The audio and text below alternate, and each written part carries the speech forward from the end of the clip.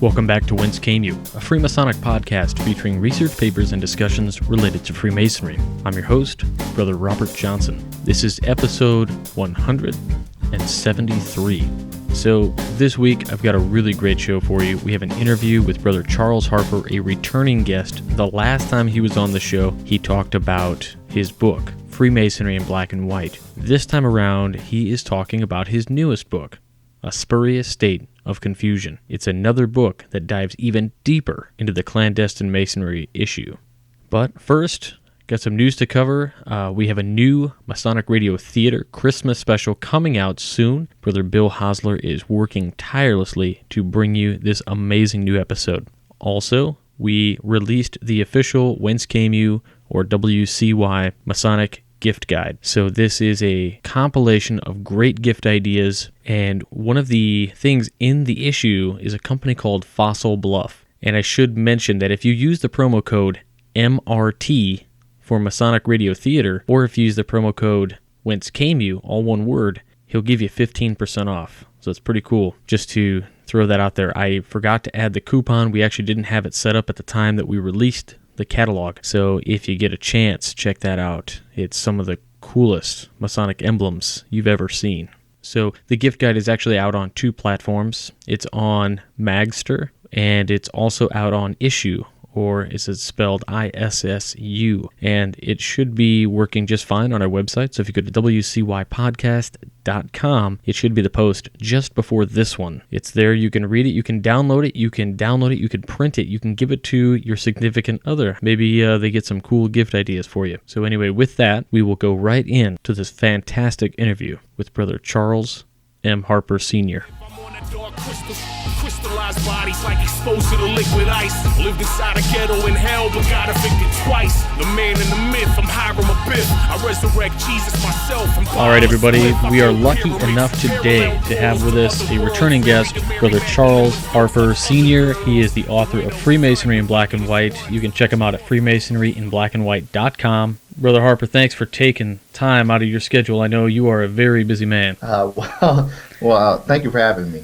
I appreciate you having me on the show. So we've all heard your last interview. You've been on the Masonic Roundtable talking about a lot of the issues with the clandestine Masonic lodges, and that was the primary focus of your first book, and you really, really laid it out there. It was no more sweeping stuff under the carpet. You really put a lot of things out there, and so many Masons now really understand the importance of doing a little bit of research before contacting a lodge to become a member. So for that, man, I think I speak for everybody in the fraternity when I say thank you for enlightening us all to the issue of what you call spurious Masonry. Well, I appreciate that.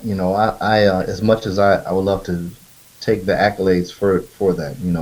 There have been a lot of Masons that have come before me that have put in the time and effort to provide a lot of the research so that I could go further than where they have brought it to kind of bring this into the nation's eye. And also I felt that it was my responsibility as a Master Mason to correct the irregularities that I saw before me. And I spent some time before I even wrote the book, kind of complaining and asking what can be done about these problems, as I was a spurious Mason for 5 years, for 5 of those years myself.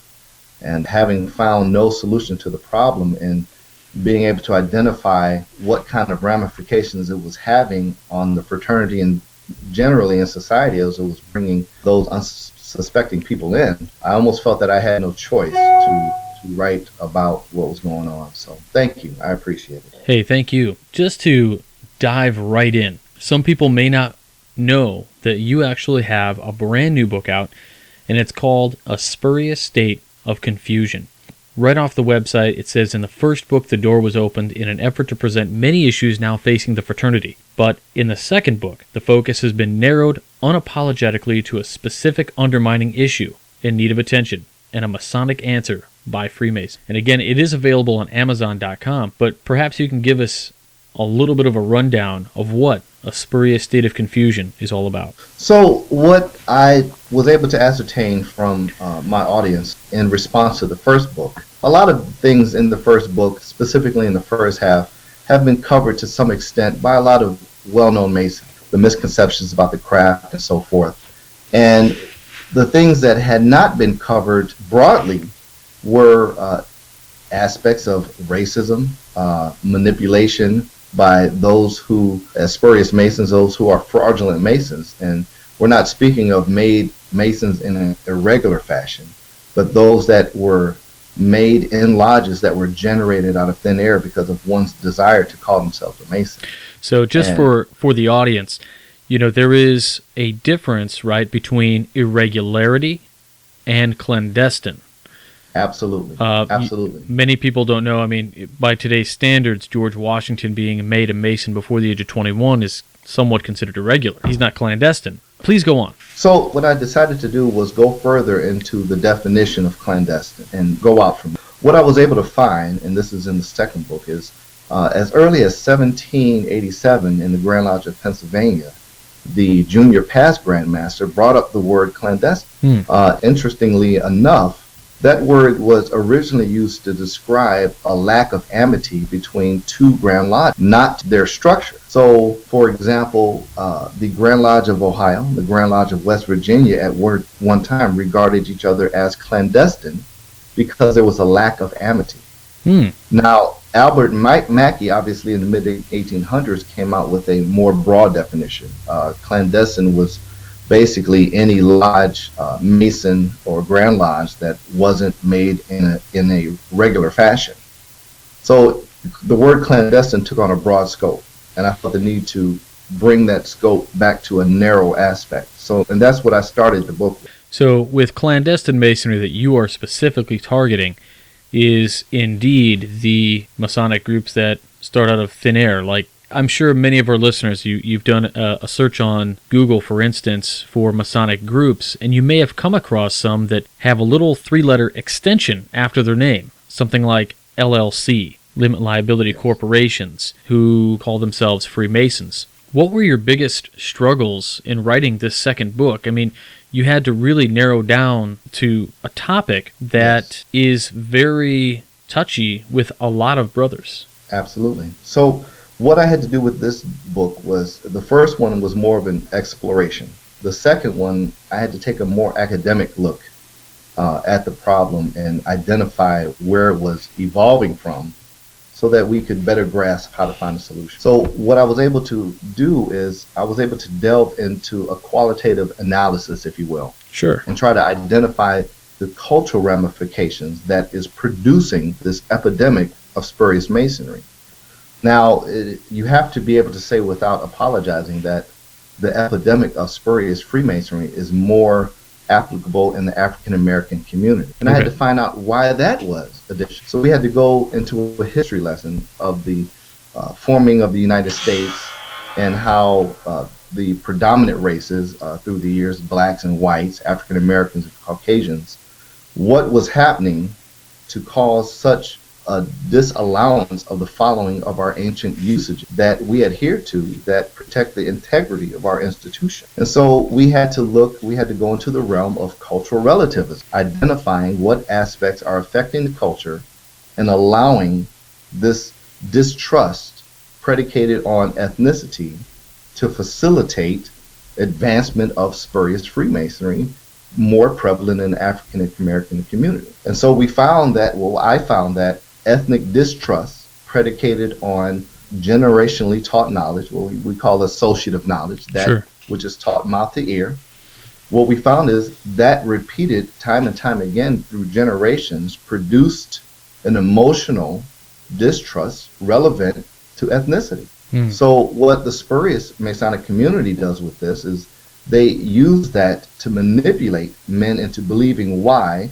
For example, I was contacted just yesterday, and the gentleman said to me, "Why are you severing the black community with your rules about Freemason? Why are you separating the black community? You should be uniting the black community." Right, so it's almost as if they are calling what you're doing wrong, essentially. I mean, I don't know another way to put it. Wrong. That's exactly what it is. And, the name calling ensues. I've been called an Uncle Tom because I'm dividing the black community. This has nothing to do with me and all sorts of dismissive comments. But what he was exemplifying was the attitude that perpetuates this type of epidemic. They place a predication on it that it's a black or white thing instead of a Masonic thing. Right. So I explained back to him, it's the difference between uniting those who are legal Freemasons and those who are illegal. That's what it boils down to. And so the book was a journey into that very dark area of our nation's past, unapologetically explaining the past forward, the lack of the use of our Masonic tools, our Masonic tenets and applications that permeated the result that we have before us. Right. And without acknowledging that, the past and the present, there's really little chance of moving forward in the future of eliminating these things that undermine our institution. Sure. I mean, it just seems to me, and I don't know any different other than what I know about spurious masonry is what I've read in your books and just from the general conversations we've had. And I grew up in a very open atmosphere. I didn't know what black or white was as a child until I grew up and heard these differences. And what I find really interesting is in a society like the Masonic fraternity, where we are supposed to use the working tools to teach us about the equality of man, being on the level, and if these groups are truly using them to, edify themselves, it's almost as if, yes, we can use the level to apply that to masonry, but the issue of race seems to supersede it. Yeah, I think what you have is an influx of emotion and the inability to direct that emotion and allow reason to permeate. As we talk about it in the fraternity, the ability to learn to subdue your passions just in the first degree allows those arts and sciences in the second degree to develop our scope, so that when we combine our passion with the improved intelligence, the improvement of both spirituality and our intellect, when both those things are improved and balanced, we find a good solid base for reasoning. Right. Well, if our emotions, part of that first degree, if we're not able to suppress those emotions enough to allow the rationalism of what is to be seen, well, that emotion starts to filter in every aspect of the growth of a Freemason. So even those who have been in the craft for 20 or 30 years may have not given attention to that aspect of their emotions. And when confronted with an emotional issue, which racism, prejudice, discrimination, all of these kind of negative things, when they're confronted with that emotional base that has not been given attention, that's what comes forward. And you see it in social media all the time. They'll respond with emotion rather than some kind of rational logic to describe what's going on and how to respond. Right, and we see it all the time in groups. I mean, I'll call the group out. I mean, All Things Masonic is the one place where I see a huge issue with the clandestine and quote-unquote regular lodges all the time. I see it in groups like Irregular, The Great Debate. Of course, that's what that group is all about, is discussing those differences. But right. The amount of emotion that runs so high, it's just incredible. It's explosive. It really, it is, because the second, it's like if you call somebody irregular, it's almost immediately like yes. you're like a racial thing. Well, consider this for a minute. Consider before 1992, Prince Hall Masonry was not recognized as regular Freemasonry. Even though as early as 1897, the Grand Lodge of Washington extended recognition to the Prince Hall Masons of that state. Right. So imagine that tension within the Prince Hall community for hundreds of years. Sure. Now take the same member of the Prince Hall Freemasonry and tell them that they're irregular or they're not recognized after they've endured not only over 200 years of being told that they're clandestine in the term understand through Mackey, but also you have spurious Masonic groups growing at the same time in the 1900s. Now they're defending their regularity against both the U.S. Grand Lodges and the spurious lodges that are growing. Sure.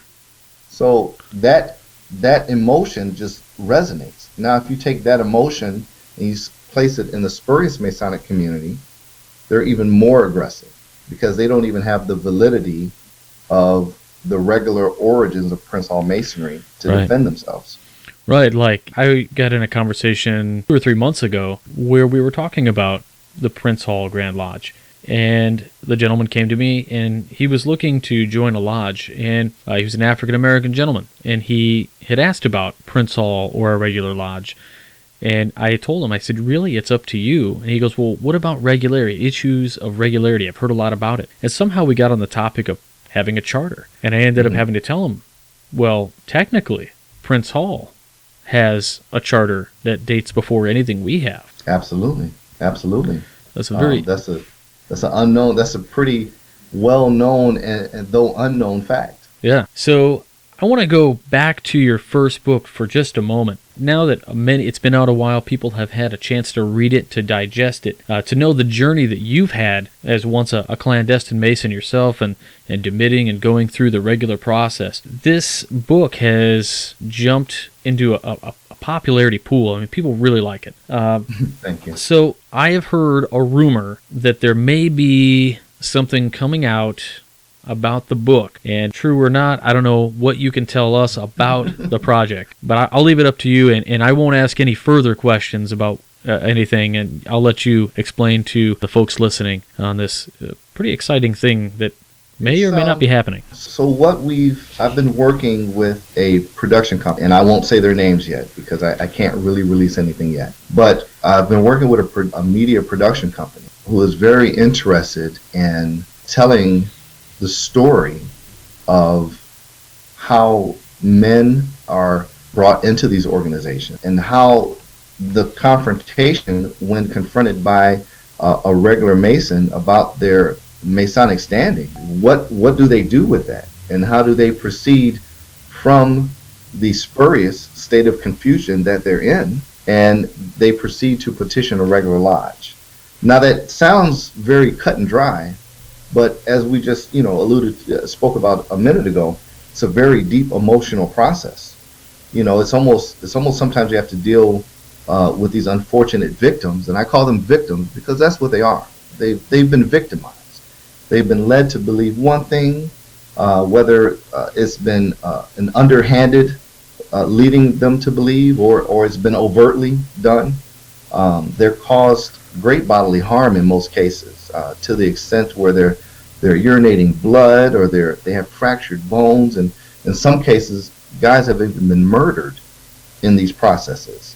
And so the project that is in development is extracting these men from these organizations and teaching society about the fraternity, the fraud that's out there of those presenting themselves as Freemasons and aren't, and then the journey from there into regular Freemasonry and finding a lodge to petition and all those great things so they can actually take advantage of the rights and privileges we have as Freemasons. So it's in a process, and I'll say that it's in a process. But as far as going into any further detail, I'm biting my tongue almost till it's bleeding because I want to say more.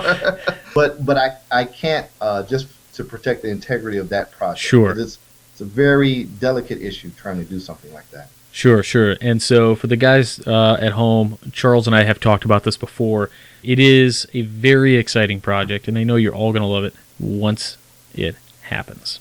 Yes. But other than that, I will leave it at that. So, Charles, do you have any speaking engagements coming up right now? Where are you going to be? Where can we find where you're going to be? So I just got back from Dubai. I did a presentation in Dubai at a military lodge, a Prince Hall military lodge, which was fascinating to be in the culture there. The military lodge was composed mostly of actually English Masons, and I did a presentation at Land of Shinar Military Lodge, number 213, I think what it is, under the Most Worshipful Prince Hall Grand Lodge of Oklahoma. Really? And that was a fascinating experience because even though it's a Prince Hall Lodge, which you would, more times than not are predominantly African American, right. There was an array of brothers, ethnic brothers at this event. And they were fascinated by what's going on in the United States in relation to spurious Freemasonry and the cultural differences between the United States and where they're stationed there in Dubai. Right. That was great. That was great. Dubai. I mean, Holy cow, that sounds amazing. I was invited by the worshipful master there, Cornell Wallace. In fact, he's still the worshipful master there for one more term, and we actually connected on Facebook, and we were able to put that trip together, and it was phenomenal. It was a long flight. Yeah, no doubt. That just sounds incredible. Phenomenal. I'd like to pick your brain for a second. I have known many brothers who have been in active combat zones, who have participated in masonry and had Masonic lodges in frontline battle areas. These lodges are almost always Prince Hall lodges. And I wondered, is there a reason that most of the military lodges I know of overseas are always Prince Hall? You know, that's a fascinating question. I wouldn't really have the definitive answer. I could speculate for you, but I know other brothers who would have, like Ralph McNeil Jr. would have a more definitive answer. But it seems to me, and there are U.S. Grand Lodges that do have military lodges overseas. Sure. But if you think back, I mean, Prince Hall himself was made a Master Mason in a military regiment lodge, right? Lodge number 441. So it kind of goes in line with the Prince Hall Masonry that they would have military lodges. So I won't say that they're exclusively Prince Hall, though the one I visited was. And I was able to visit that lodge by virtue of my membership under the United Grand Lodge of England. Is how I was able to visit that lodge as a tile lodge. But there are more than just Prince Hall lodges that are military lodges. Sure. They just happen to be the more popular, I think, because of the desire to be in the fraternity. It does. Now that you bring that up about Prince Hall and where he was made a Mason, I mean, it almost seems very apropos that's the way it works out.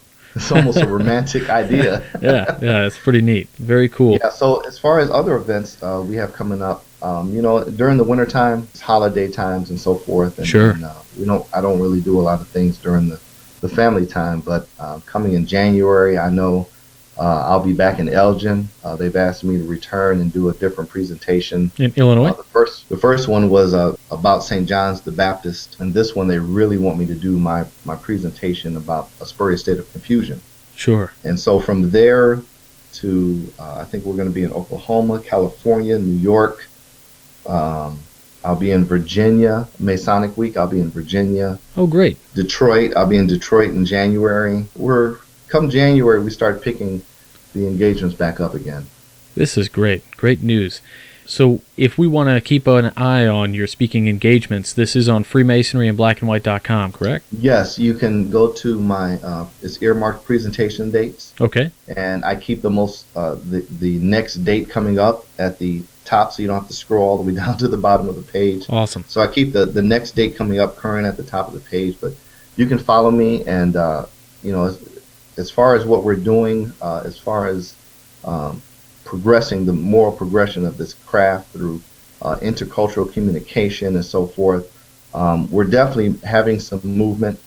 You can start to see it more in social media, but even more than that in the personal communication as I travel around, now the world, presenting these topics about Freemasonry that not many people can discuss because they're either biased or they don't want to present themselves in the wrong light.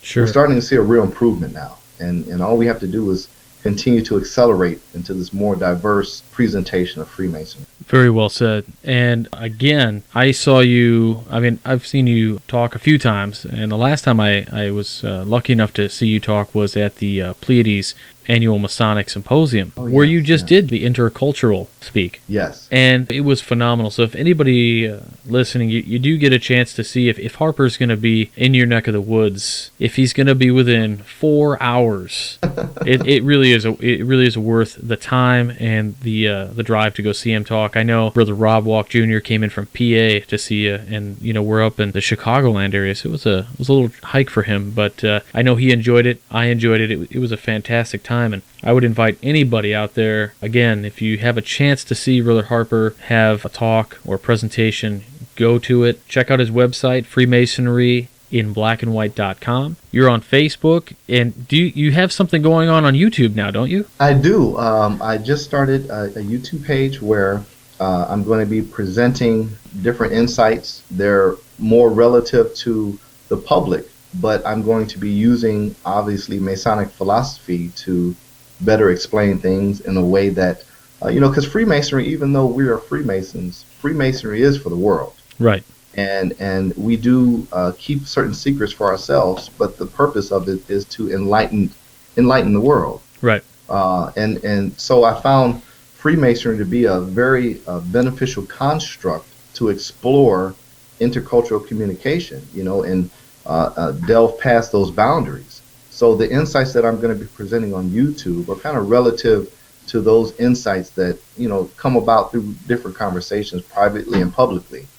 And I want the public to be able to take advantage of these type of communication examples. This is fantastic. So again, the website is freemasonryinblackandwhite.com. We have a YouTube channel. We've got the books are on Amazon. Again, the name of the books are Freemasonry in Black and White and A Spurious State of Confusion. You can find Brother Charles Harper at charlesmharpersenior.com. And he does some motivational speaking as well. Brother, I can't thank you enough for being on the show. Brother Johnson, it's always a pleasure to talk to you both privately and publicly. And, of course, I look forward to visiting you in Lodge. I got to get up there to Waukegan. Oh, man. It's a hike. But, if you come up a little bit.